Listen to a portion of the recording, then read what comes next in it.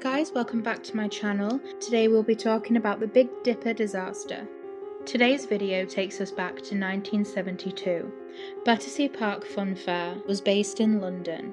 In 1972, it was the scene of what's widely considered the worst roller coaster disaster in history. The ride was the Big Dipper, a 3-car wooden roller coaster built in 1951 as the main attraction for the park's new fun fair.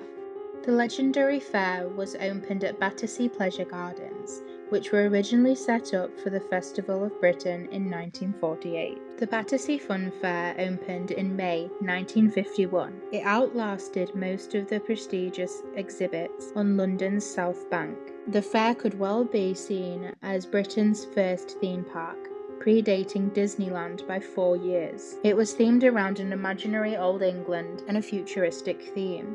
The fair's fortunes dwindled until it finally closed in 1974. The fair's closing brought out a lot of mixed reviews. Some were happy about it, and some were not so much. At the time, Battersea Fun Fair was a hot spot, and it was known as a fun day out, and the Big Dipper was certainly for the thrill seekers. The Big Dipper was insanely popular. It was the main attraction of the Battersea Fair. Hundreds of people would come and line up just to ride this thrilling new roller coaster. Unfortunately, I can't really find a lot of information just about the roller coaster, but all I do know is that at the time of the accident, the roller coaster was a 3-train wooden roller coaster.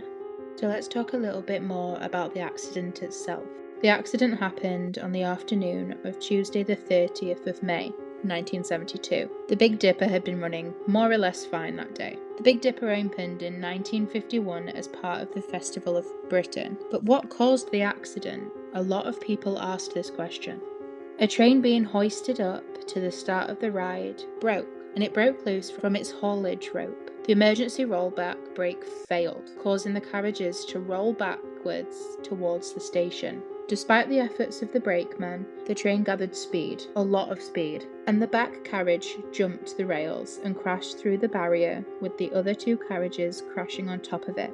5 children were killed, and 13 others were injured. After the accident, the roller coaster was closed and dismantled. With the fun fair's lack of a main attraction, its popularity soon declined, leading to its closure in 1974. Very little remains now to suggest that a fun fair was even there. 3 men were charged with manslaughter, and a committal hearing was started at the Wandsworth Magistrates Court on the 26th of February 1973. The court heard that after a fire had damaged the ride in 1970, second-hand stock, more than 50 years old, had been brought to replace it. The dog brake on this train had not operated when the rope broke, allowing it to run backwards. Additionally, the structure, including the pedestrian emergency walkway, was in a rotted and unsafe condition, so that one victim who survived the initial impact fell through the handrails to her death. This victim was called Alison. She was friends with Liz Haygrave. Both friends were there to celebrate Liz's birthday.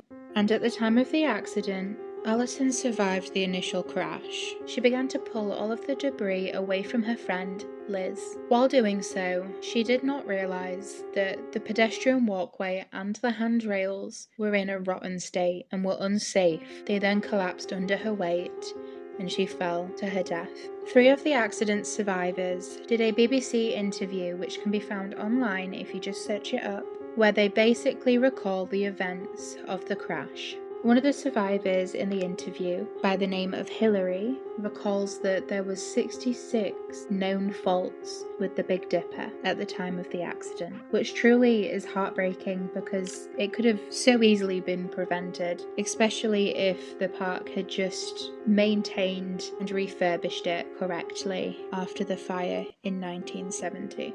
Unfortunately, there isn't a lot more information about this disaster. However, if you have any more information, please do leave it down in the comments. I will be more than happy to do a part 2 and educate myself if I got anything wrong or I've missed anything out. Please just do let me know. Obviously, if you do leave a comment, keep it respectful because people lost their lives. And I hope that the survivors succeed with their campaign to get the memorial because it's the very least that they deserve.